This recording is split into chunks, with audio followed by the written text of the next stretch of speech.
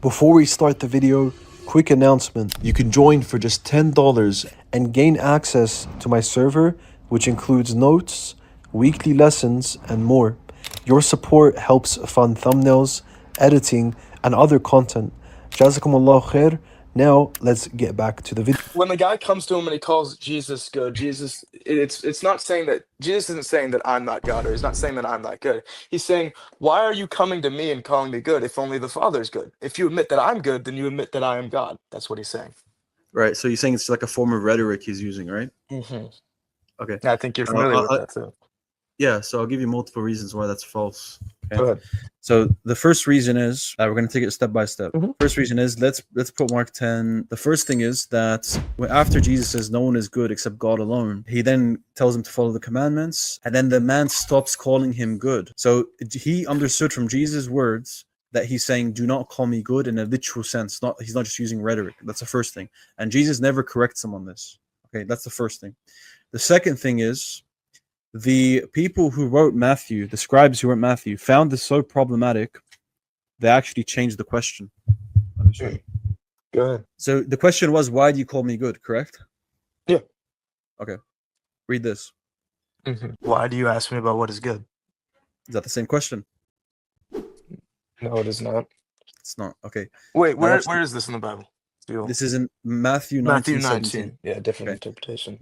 Now there is another version which uses different manuscripts. Oh no. That's Matthew 19:17 in King James version, where it's why do you call me good?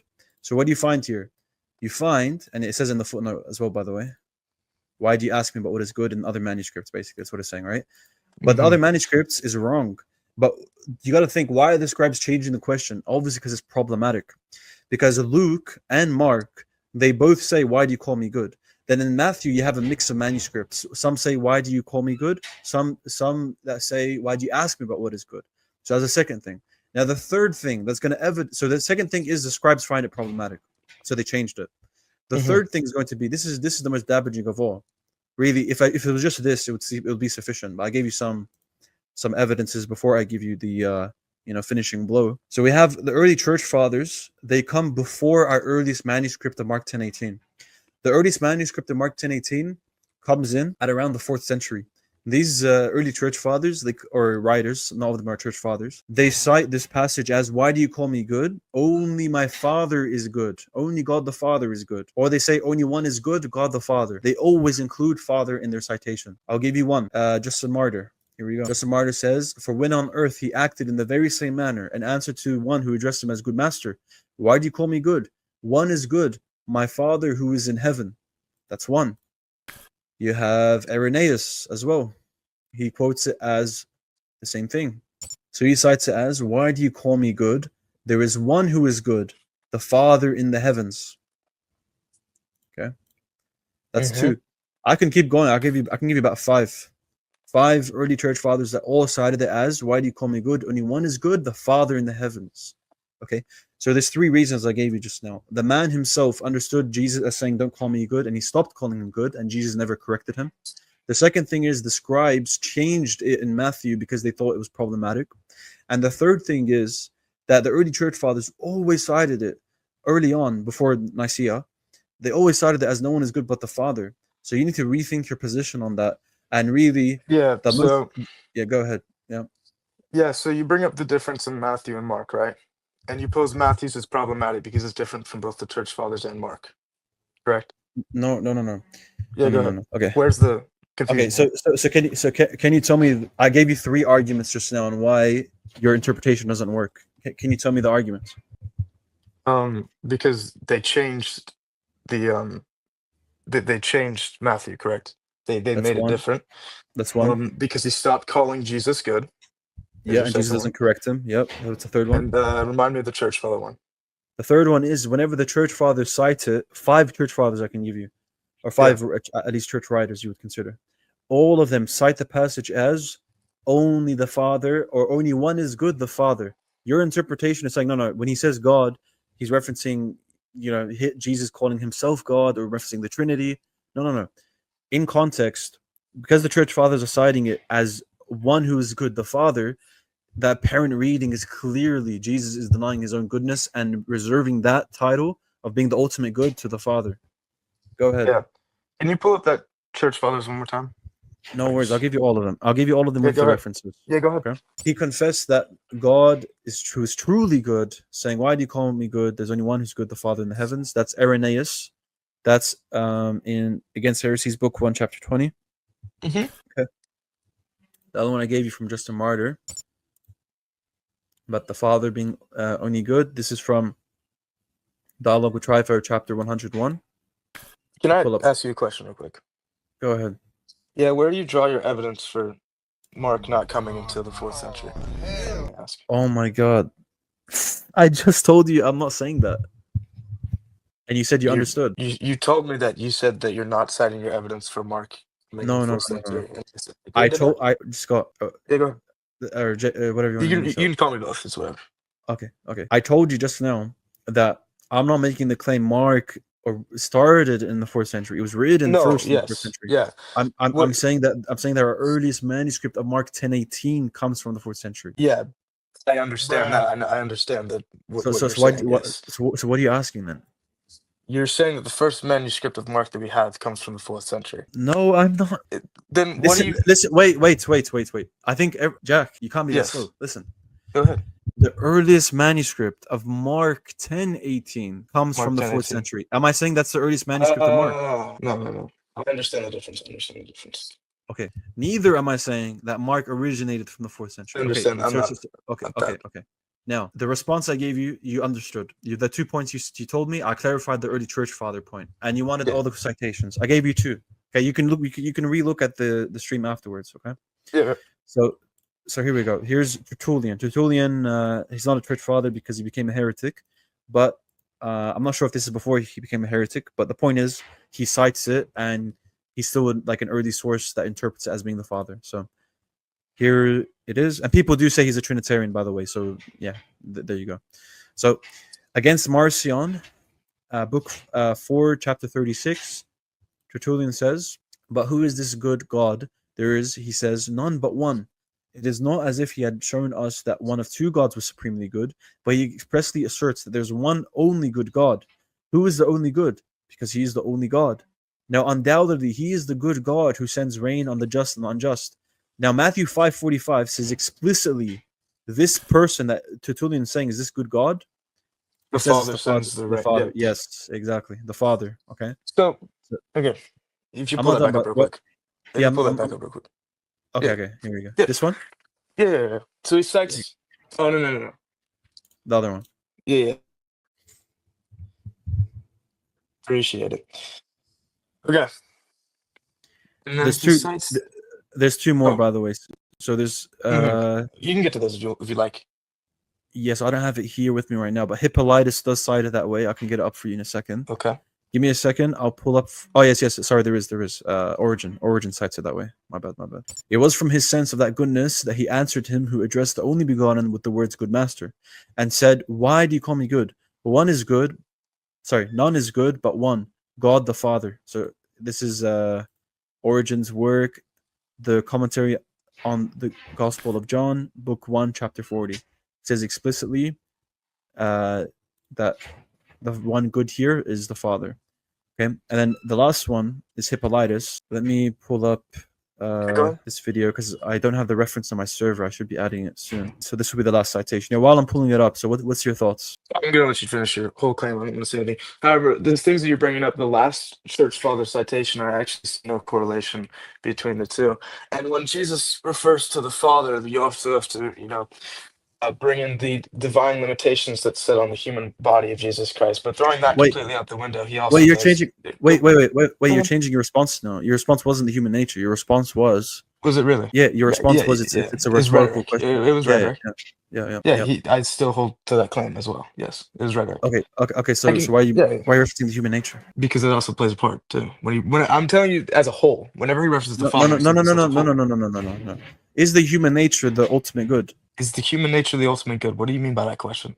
Because you're involved in the human nature, but the human nature would only be brought up if you're trying to say that he's deficient and he's not, like, this is an aspect that Jesus can say he's not truly good because of his human nature. No, I right? never. So, No, I do not claim that. okay. So put that to the side. The Yeah. point you're making is it's rhetoric. Now, if you can't say it's rhetoric anymore, if God, the term God there is predicated to the Father, do you agree?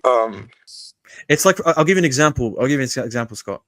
Let's say that I go up to Jesus and I ask him, "Oh Jesus, um, oh knowledgeable one," and then he replies by saying, "Why do you call me all knowledgeable? No one's all knowledgeable but God the Father." Would Jesus ever say that? No. No. Okay, now substitute all knowing with another quality of God, which is true goodness. Good Hmm. teacher. Jesus says, "Why do you call me this type of good? Only God is this type of good, God the Father." You understand? Yeah.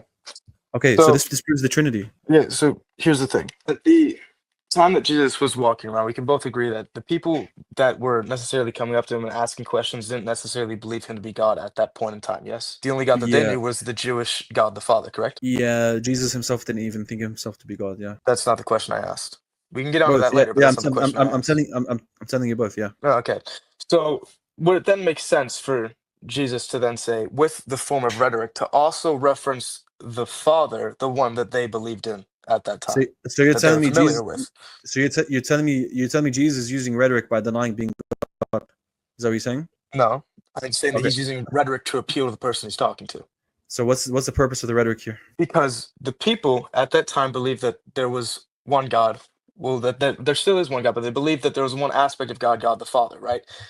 And he comes up to him, and the things that you're citing, however, I don't think that the things that you're citing are 100% applicable, and I don't think that they're What do you mean 100%. 100% applicable? What are you talking about? I don't believe Listen, they have listen, complete connections. So listen, Scott. You answered. You already gave me like what I needed already. You said Jesus would never say, "Why do you call me all knowledgeable? Only one is all knowledgeable, God the Father," because that's him denying his divinity. The same way, Jesus would not reserve divinity only to the Father by saying, "Only the Father is good." Do you understand? What sort of rhetoric is this looking to convey? Jesus, do you really think Jesus is going to use rhetoric by denying his divinity? That's the only thing I can see here. That the apparent understanding is he's denying his divinity, and you're not giving me like an actual good reason why he would ever do this. You think your God yeah, would deny so being divine? no, yeah, so he's using a question to push through to the man, implying on his own words, right? He's trying to get him to understand the concept of if his goodness, okay? And he's try to also make the man understand his lack of goodness, okay? That's two things that he's doing. He's also referring in the things that you cited. I'm explaining the things that you cited, referring to God the Father, because that is what appeals to the young man. That is the penetrating question to the young man. Okay. So is Jesus saying what he believes or what the man believes? He's saying what the man believes as a form of rhetoric to appeal to the man, Okay, what's the purpose of this? to make the man understand his lack of goodness and his need for a good God, a righteous and just God. So Correct? you're telling me Jesus has an opportunity to convey that he is the God like the Father, but instead he uses rhetoric to say to convey to the person that only the Father is the truly good God, only the Father is the truly good. And you're telling me that's rhetoric that would help in the message of Jesus spreading the gospel that he is God. Is that what you're telling me? Yeah, so if you actually look at the full story, if you look at the full story, he says, "Go sell everything you have and give to the poor, and you will have treasure in heaven. Then come follow me." At this, the man's face fell. He went away sad because he had great wealth. So Jesus here was testing the man's integrity, and at the response that he did not want to hear, understanding his lack of goodness, he went away because he did not want to sell his possessions. So I think that that is the most effective way of Jesus understanding the man's Is Jesus integrity. the only? Okay, watch this. Is Jesus okay? I'm gonna grant you that. I'm gonna grant you just for the sake. Hmm. I'm gonna grant you just for the sake of showing you the problems with that. First of all, everyone here in the chat knows it's like quote like no one. I've never heard that before. You actually just made that on the spot. Congratulations! Like I've never heard that response before. But the point is that even with your response, whatever possible cope response you want to bring up to me, there's still a really big issue now because Hmm. you're giving me an understanding. By the way, this is Hippolytus's quote. He says that this one alone is good, and that what is spoken by the Savior is declared concerning this one. Why do you say that I'm good? One is good, my Father which is in heaven. Okay, now watch this. Hippolytus, Origen, Tertullian, Justin Martyr, Irenaeus, and I can find a quote from Novatian as well. All of these early church fathers who have apostolic succession, who knew the Greek, who had the Bible in front of them, they are all interpreting this as Jesus' own statement. He's not using some rhetoric for that man's own understanding of his lack of goodness. Wait. Yeah. Go Everything ahead. that you've brought forward, and correct me if I'm wrong, but nothing here has like brought me to the conclusion that these early church fathers are denying the form of rhetoric asked in the question, instead using a different Okay. interpretation to get the point across. Okay. So do you have anyone for the first 3 centuries that gave the interpretation you brought? I can't name them off the top of my head, no, sir. Okay. So you see the problem now. You have an interpretation. Do you know what ad hoc interpretation is? No. Okay, so an ad hoc interpretation is like if I tell you that, well, essentially just this example here, Mark 10:18. You see an apparent contradiction, you see an apparent problem, and instead of saying, yeah, there's a problem here, you give a possible interpretation that's completely unintuitive and completely unlikely. But as long as it's a possible explanation, you feel comfortable in that. Okay, so this is basically what you're doing. This is basically what you're doing here. It's a fallacy. To say that this ad hoc interpretation works, it needs justification. Right? Otherwise, it's going to remain ad hoc. Now, I gave you justification for my interpretation. My interpretation is backed up by the early church in the first 3 centuries, where they all say Jesus is saying the only truly good, the only good, the one alone who is good is the Father, without clarifying that this isn't what actually Jesus believes, and this is merely rhetoric. Subscribe, or alternatively, if you want to support the channel even more, then my Patreon and GoFundMe links will be down below.